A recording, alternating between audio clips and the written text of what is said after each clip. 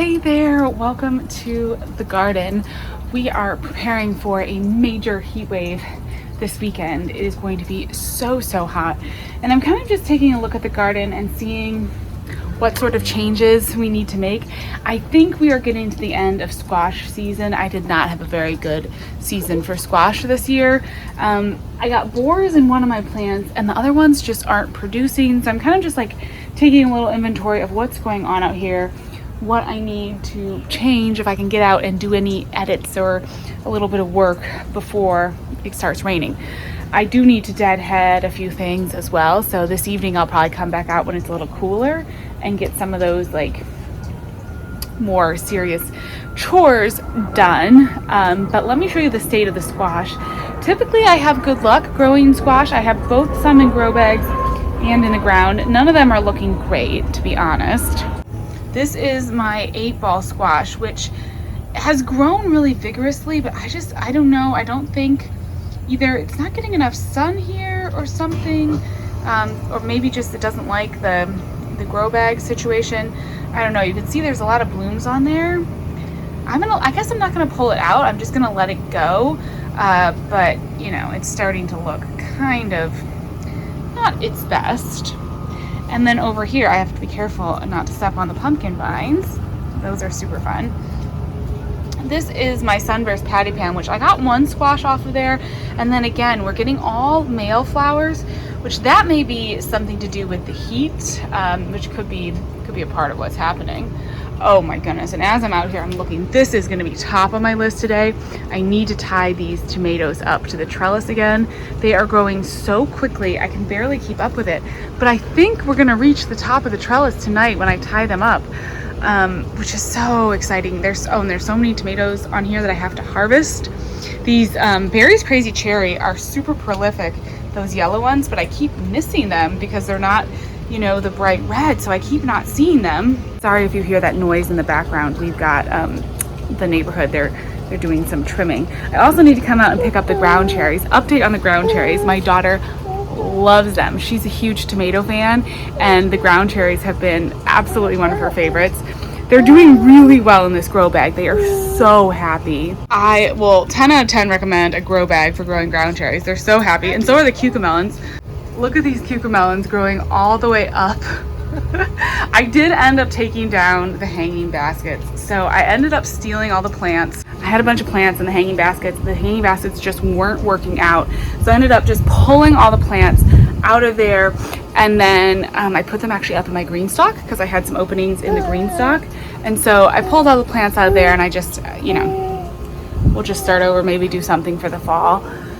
I'm trying to decide. I feel like it's gonna rain. I know there's a chance of rain today, and so I'm not sure if I'm gonna water, although we are getting like hot. Tomorrow we're gonna have a high, I think it's gonna be 116 degrees Fahrenheit. So that is really hot, really hot. So I'm gonna be watering like crazy, probably morning and night during that heat wave. And for right now, yeah, I might wait just an hour or two and see if it rains, because that might help me out.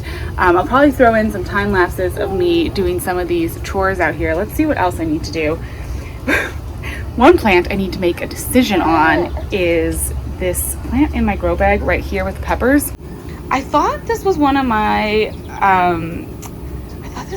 cosmos, because the leaves sort of look like there's the cosmos leaves down there. They sort of look like that. But now I'm thinking, now I'm wondering if that might be a weed, which would be kind of embarrassing if I have been tending a weed all of this time. I will be, yeah, a little embarrassed about that. I think this is a weed, but it sort of looks like the cosmo.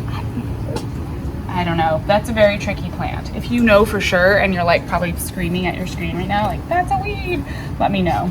And I should probably pull it out. But I'm kind of tempted to wait and see, you know, eventually whether it's a weed or a cosmos, it will flower. So I'm kind of tempted to wait. Another one of the chores on the garden list is fertilizing the container garden. And I have to admit, a little bit of garden confession time. I have not been staying on top of fertilizing. This has been a really crazy year. We've got a lot of stuff going on. I've got baby girl, and she has been keeping me super, super busy, as babies do, and we've had a lot of stuff in our family, and it's just been kind of a wild year. So I really have let the fertilizing go on the container garden, and that just happened. So I just had to kind of make that garden confession in case you were feeling badly.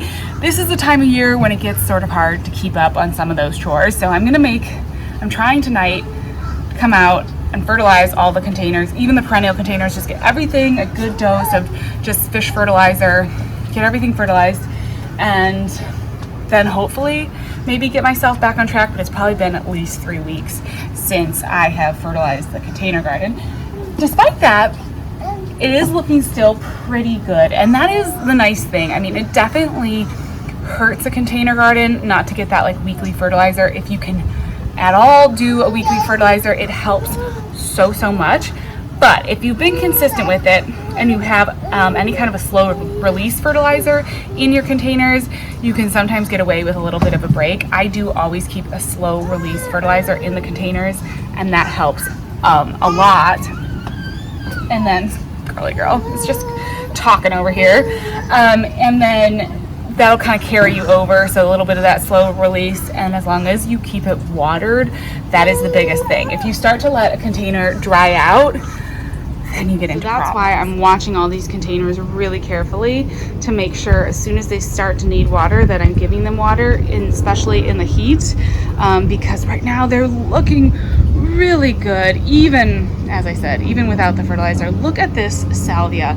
This might be like, oh my gosh, one of the stars right now. It is so pretty. Black and Blue, I think, is the name of it. Beautiful. All the perennials in the container, but if I hit it with some fertilizer, it would be good. Like you can see that the Suncredible sunflowers over there need a little bit of fertilizer. They've kind of dropped off on flowering, but the Nicotiana is flushing out a second flush of flowers. So I basically just trimmed it back, and now it's flushing back with more flowers. So yeah, I got to get some fertilizer on these guys to help them. And then I don't know, I may fertilize just a little bit the corn, although look how much it's growing. I mean, it's maybe just over a week, and that corn is just already getting huge. I think I'm pretty close to being able to take off the protection, but I don't want to take off the covers too soon, because as long as there's still a little bit of that corn seed in the ground, I find that the chipmunks and squirrels will try to get in there and eat that. That was what happened to me last year. Was I pulled off or stopped the kind of pest repellents, because I thought, okay, you know, the corn has come up, it's about 3 inches tall, it's probably fine. And then they came back in and they ate what was left of the corn seed that was still in the ground, because they don't lose all of the seed for a little while longer. So note to self, I have got to just leave those covers on as long as I possibly can. And luckily the corn can kind of go through it, and hopefully I can still take it off. Or maybe I'll just leave them on there and let the corn just grow on through the covers. Although as soon as I say that, I'm realizing I'm going to need those covers for other plants in the fall garden, because that's going to be starting up in not too long. The seedlings that I planted in the last video are already sprouting, so I will take you inside and give you a little update on those as well. All right, it is a few hours later, but here we are inside, and I wanted to give you an update on the fall seed starting. I got them under the lights. I just put 2 sets of grow lights here on the counter, and then I've got our seeds, and I cannot believe this.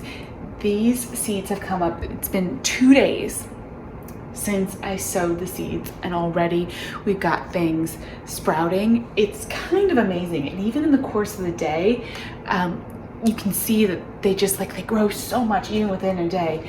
It's sometimes kind of nice to have seeds in an area like this, they're just here on the counter. So I'm passing by them fairly regularly, so I actually see them. You know, typically I have my seeds somewhere kind of out of sight, out of mind, and you don't see the progress quite the same way. So let me pull this cover off. I do keep these covers on because I've got the cats in here, and so I will vent him you can open the vents once the seedlings start really coming up. But for right now, I've just been keeping the vents closed, been trying to water everything with mister just to make sure that we don't have anything dry out. And they're all germinating super well. So far, no germination over here on the violas. As I said before, in the video where I planted these, violas are a little slower. So I started a bunch of violas and then a bunch of cool weather crops. Violas are a little slower. They take a little time to get going, but not the kale and the collard greens and the mustard greens. These guys, even the onions are sprouting within just a couple days. Look at all of these babies. So I think these are my kales. I'm so happy with how good the germination is. Everything is sprouting. Got the collard greens in here. I think I have 100% germination on all the collard greens. This is all the mustards, which I sowed probably too heavily, but that's okay. And then the pak choi even has amazing germination. And then these are some of the onions and the green onions, but there's a little bit of sprouting over there. So it looks like I do need to water a little bit. I put a little water in the base of the tray to help continue to water from underneath. But then I also have just a spray bottle, and I like to mist at the beginning of my seed starting. I think it helps to ensure that the seeds are able to get out of that like exterior layer, around the outside of the seed, and that they're actually able to germinate. If your seeds dry out, obviously they can't germinate, they can't get out of their little shells. So it is really important, especially at this point, to make sure that everybody has enough water. So I've been doing this like 2 or 3 times a day. That is one of the things with, it's so interesting starting things in the summer versus in the winter. You notice some of the differences, like how humid your house is will affect how much you need to mist the plants like that. Let's see, I don't think there's anything happening with the violas, but we can check. No, nobody's germinating yet. But yeah, there's definitely differences. I feel like my seeds just always germinate so quickly because the house is so much warmer. In the winter, even though you got the heat on and everything, the house is colder, and I think it does impact the germination. But right now we're at like 75 degrees in here. That's kind of where we keep our house at. And yeah, and everything's germinating so fast and looking so good. So this is fun and nice to see something's happening. I will continue to keep you posted throughout this fall garden process, so you can kind of follow along and just see what I'm doing. But this is just, within a couple days here, the first steps. Things are happening, so it's super, super fun here. All right, I did say I was going to go down and fertilize. It's starting to get dark, and I think we've got thunderstorms rolling in, so we'll see how much I can get done in the garden as far as pulling anything out or tying up the tomatoes. But if I can get the containers fertilized, then that will be a good step and a good chore that really needs to be done. So if nothing else, we'll get that done. And yeah, as always, thank you so much for watching, and I will talk to you